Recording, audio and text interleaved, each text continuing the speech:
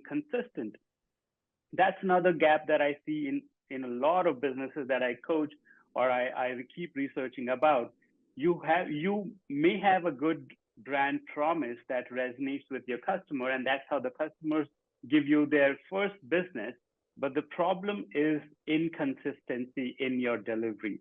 So if you're not consistent with your brand promise at each stage, at, at each interaction point with your customer will be a one-time customer, and your business will never be profitable and sustainable. And that's the power of being consistent with your brand promise. If you are being consistent every single time, yes, problems can happen, goof ups can happen, but then there are ways to really recovery and come back strongly, and the customers will support you again because they understand that mistakes are bound to happen. But consistency is something that you as a salesperson or a business owner or a startup founder, you need to be working specifically on the consistency, ensuring what are the SOPs, standard operating procedures in place that ensures that there is consistency in your brand promise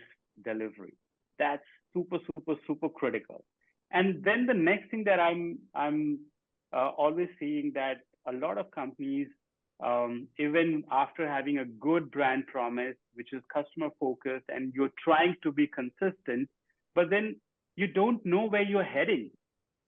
And that's where it's important to measure if your brand promise is being consistently delivered or not. And that calls for having, first of all, a proactive experiential implant throughout the customer interaction touch point.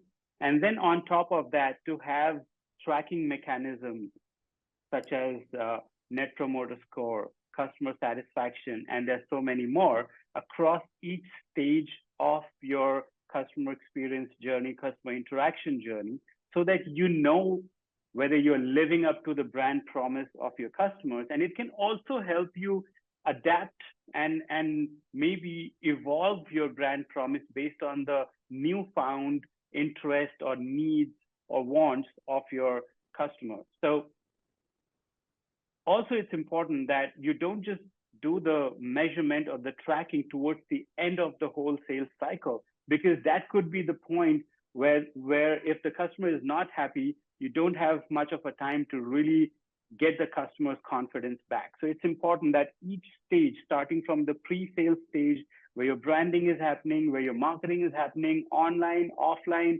to the sales stage, to the operations or customer service experience stage, at each stage of your customer interaction, you need to be tracking it. And it's okay if you are asking for feedback at each stage of the journey, because the customers will understand that you value their business, you value their opinion, you want to even get better and better as per their likes and dislikes, as per their feedback. So that becomes more powerful, because I'm sure you're not in the business for the next few years. You are in the business for eternity, right? Yeah. So it's important to measure at each stage of the journey.